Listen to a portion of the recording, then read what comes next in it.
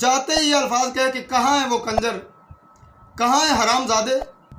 انتہائی دل خراش واقعہ ہوا کہ علماء نے یہ انداز اختیار کر کے کیا پیغام دیا، جو جوابی رد عمل آیا۔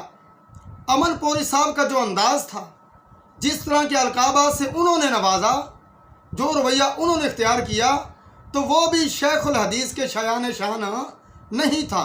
السلام علیکم ورحمۃ اللہ وبرکاتہ۔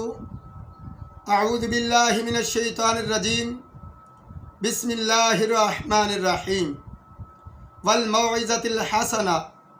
عزیز دوستو، مسئلہ کے اہل الحدیث میں مسئلہ یزید پر 2 دن قبل 2 جید علماء، پہاڑ اور چوٹی کے علماء کے درمیان ایک زبردست مناظرہ ہوا۔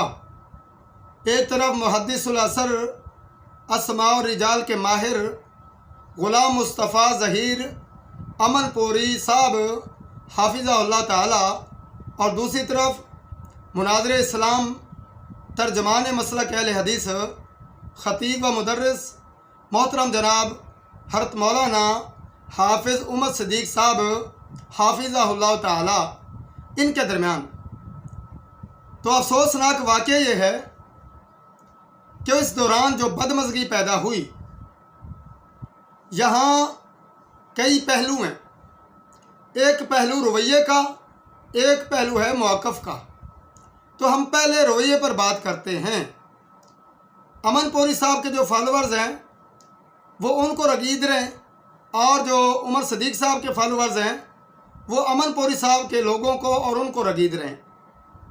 یک طرفہ موقف پیش کیا جا رہا ہے۔ حالانکہ وہاں افسوسناک واقعہ یہ ہوا، انتہائی دل خراش واقعہ ہوا کہ علماء نے یہ انداز اختیار کر کے کیا پیغام دیا کہ مخالف مسالک کے علاوہ جب آپس میں بھی بات ہو تو یہ انداز اختیار کریں۔ حافظ عمر صدیق صاحب، جنہوں نے جاتے ہی یہ الفاظ کہے کہ کہاں ہیں وہ کنجر، کہاں ہیں حرام زادے، یہ انتہائی قابل مذمت اور گھٹیا جملے تھے۔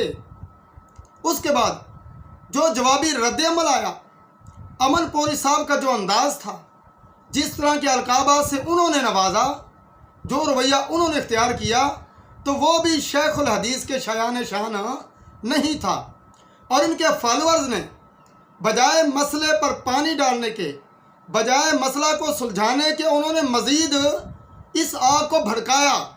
اور بھائیوں، یہ آگ بھڑکا کر آپ دین کا نقصان کر رہے ہیں۔ وقتی واہ واہ بلے بلے ہوگی، لیکن دین کا نقصان ہوگا۔ تو بہرحال دونوں طرف جو رویہ تھا انتہائی افسوسناک اور قابل مذمت تھا۔ تو اس لیے علماء کو صبر تحمل کا مظاہرہ کرنا چاہیے۔ حافظ صاحب کا موقف یہ ہے کہ مجھ پر کفر کے فتوے لگائے گئے اور میرے قتل کے فتوے دیے گئے، اس لیے میں نے یہ الفاظ کہے، یعنی جوابی رد عمل۔ امن پوری صاحب کا جو انداز ہے، ان کے فالوورز یہ کہتے ہیں کہ جب حرام زادے کہا گیا اور اس طرح کے کنجر کے الفاظ کہے گئے تو جواباً امن پوری صاحب کا یہ رد عمل تھا۔ تو بہرحال علماء کو جوابی رد عمل بھی اس طرح کا نہیں دینا چاہیے۔ اس کے بعد بات ہوتی ہے موقف کی۔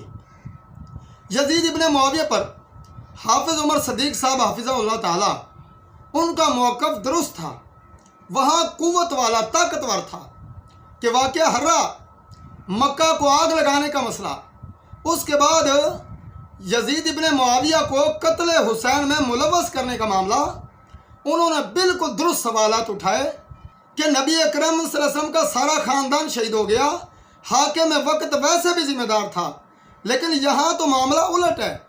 قتل کرنے والی سرکاری فوج اور اس کا نامزد گورنر، پھر اس کو سزا دینے کے بجائے، اس کو برخاست کرنے کے بجائے اس کو برقرار رکھا گیا، اور اس قتل حسین کا فائدہ کس کو ہوا؟ وہ یزید کو ہوا۔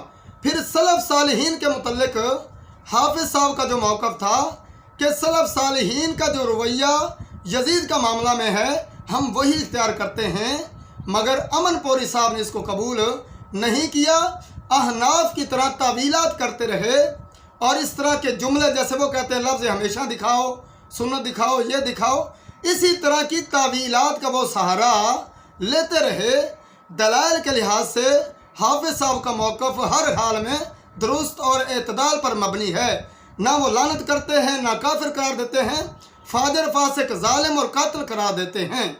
उसके बाद अगली बात इन्होंने कहा किफ़ायतुल्लाह सनाबली की जो किताब है उनका जवाब आपने क्यों नहीं लिखा। भाई मुसन्निफ़ और होते हैं, मुनाज़िर और होते हैं, उनकी मसरूफियात इतनी हैं, उनके मामलात इतने हैं कि लाजमी नहीं है कि हर किताब का जवाब किताब की सूरत में दिया जाए। अब एक मुसन्निफ़ है, दूसरा उसका एतराज़ करता है, उस पर एतराज़ करता है, उसका जवाब देता है, तो वो तकरीर की सूरत में भी हो सकता है, तहरीर की सूरत में भी हो सकता है। किफ़ायतुल्लाह सनाबली में हिम्मत है तो हाफिज़ साहब अलल ऐलान चैलेंज कर रहे हैं, तो जवाब दें, इनके सामने बैठे। और अमनपुरी साहब हाफिज़हुल्लाह ताला, आप जो बार बार सलफ़ सालिहीन की बात करते हैं, मैं हमेशा आपको पसंद करता हूँ, लेकिन यहाँ आपने सलफ़ का मौक़िफ़ छोड़ दिया है। अल्लाह से दुआ है अल्लाह ताला हमें दुरुस्त